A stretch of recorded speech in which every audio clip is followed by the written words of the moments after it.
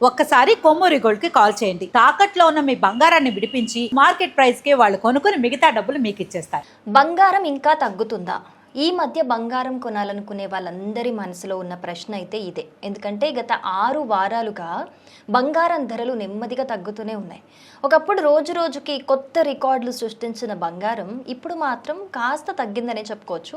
అయితే ఈ రోజు అంటే ఆగస్టు 5 నాటికి దేశీయ మార్కెట్లో 24 క్యారెట్ల 10 గ్రాముల బంగారం ధర 1,43,990 రూపాయలుగా ఉండగా 22 క్యారెట్ల 10 గ్రాముల బంగారం ధర 1,31,990 రూపాయలుగా అయితే ఉంది. సో గత కొద్ది వారాలతో పోలిస్తే ఇది స్వల్ప తగ్గుదల అయినా కూడా కొనుగోలు చేయాలనుకునే వారికి మాత్రం ఒక మంచి విషయం అని చెప్పుకోవచ్చు.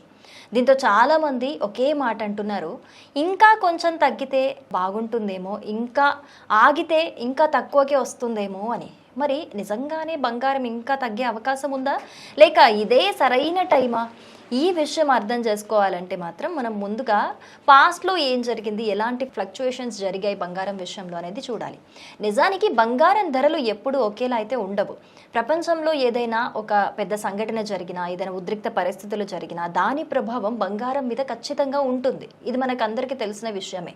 కరోనా టైంలో కూడా ప్రపంచమంతా ఒక భయాందోళన వాతావరణంలో ఉన్నప్పుడు అందరూ సేఫ్ ఇన్వెస్ట్మెంట్ కోసం బంగారం వైపు అయితే వెళ్ళారు. అంటే దాంట్లో ఇన్వెస్ట్ చేశారు. దాంతో అప్పుడు ధరలు అనేవి బాగా పెరిగాయి. ఆ తర్వాత పరిస్థితులు కాస్త నార్మల్గానే అయిపోయినా కూడా తర్వాత కొంత తగ్గాయని చెప్పుకోవాలి. మళ్ళీ రష్యా యుక్రెయిన్ యుద్ధం అయితే మొదలైంది. ప్రపంచంలో అనిశ్చితి పెరిగింది. మరోసారి బంగారం ధరలు పరుగులు పెట్టాయి. ఆ తర్వాత అమెరికా వడ్డీ రేట్లు, డాలర్ బలం, అలాగే ప్రపంచ దేశాల కేంద్ర బ్యాంకులు భారీగా బంగారం కొనడం, ఇవన్నీ కలిసి కూడా మళ్ళీ ధరలను మరింత పెంచాయనే చెప్పాలి. అయితే ఇప్పుడు పరిస్థితి కొంచెం భిన్నంగా ఉందని చెప్పుకోవాలి. ప్రస్తుతం అమెరికా ఇరాన్ మధ్య జరుగుతున్న దౌత్య చర్చలను ప్రపంచం చాలా జాగ్రత్తగా దగ్గర నుండి గమనిస్తోంది. యుద్ధం జరుగుతుందేమో అన్న భయం అయితే కొంత తగ్గిందనే చెప్పుకోవాలి. అదే సమయంలో అమెరికా ఫెడరల్ రిజర్వ్ వడ్డీ రేట్ల విషయంలో ఇంకా స్పష్టత అయితే ఇవ్వలేదు. సో ఈ 2 కారణాల వల్ల పెట్టుబడిదారులు కూడా, ఇన్వెస్ట్మెంట్ చేసే వాళ్ళు కూడా పెద్దగా రిస్క్ అయితే తీసుకోవటం లేదు. ఇంకో విషయం కూడా ఉంది ఇక్కడ.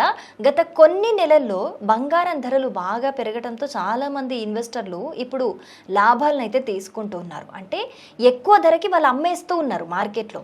దీనివల్ల కూడా బంగార ధరల పైన కూడా కొంత ఒత్తిడి పడుతోంది అని చెప్పుకోవాలి. అంటే తగ్గుతున్నాయని చెప్పుకోవచ్చు, వాళ్ళు అమ్ముతున్నారు కాబట్టి. అందుకే ప్రస్తుతం వరుసగా బంగారం ధరలు కాస్త తగ్గుస్తున్నాయి. ఇప్పుడు ఇంకొక అసలు ప్రశ్న ఏంటి అని అంటే, ఇంకా తగ్గుతుందా అని అనుకుంటున్నారు చాలామంది. సో ఈ ప్రశ్నకు కూడా మనం సమాధానం ఒక్క మాటలో చెప్పడం అయితే చాలా కష్టం. ఎందుకంటే బంగారం ధర అనేది ఒక దేశం నిర్ణయించే విషయం అయితే అది అస్సలు కాదు.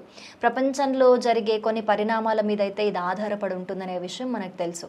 ఒకవేళ అమెరికా వడ్డీ రేట్లు అలాగే కంటిన్యూ అయితే కనుక, డాలర్ మరింతగా స్ట్రాంగ్ అయితే కొంతకాలం బంగారం ధరలు ఇంకా తగ్గే అవకాశం ఉన్నట్లయితే మనం చెప్పుకోవచ్చు.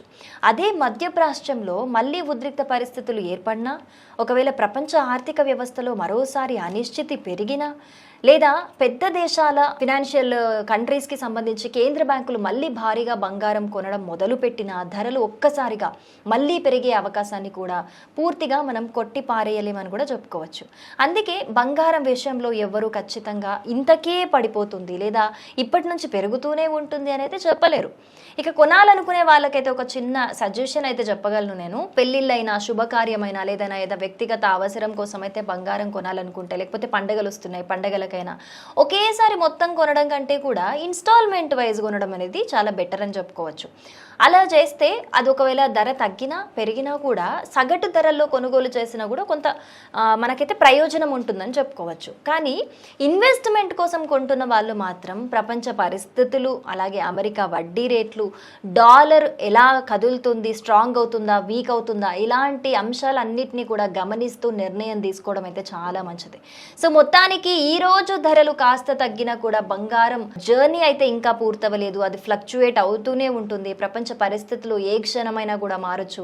అందుకే ఏదైతే సిచ్యువేషన్స్ ఉంటాయో, ఏవైతే న్యూస్ వస్తాయో బంగారానికి సంబంధించి వాటిని గమనిస్తూ మీ అవసరానికి అనుగుణంగా నిర్ణయం తీసుకోవడం అయితే ఒక మంచి బెటర్ చాయిస్ అని చెప్పుకోవచ్చు. మరి దీని మీద మీ ఒపీనియన్ ఏంటి? బంగారం ధరలు ఇంకా తగ్గుతాయని మీరు అనుకుంటున్నారా, లేకపోతే ఇంకా పెరుగుతాయని మీరు అనుకుంటున్నారా? అసలు బంగారం పైన మీ ఒపీనియన్ ఏంటి అనేది తప్పకుండా కమెంట్ చేయండి.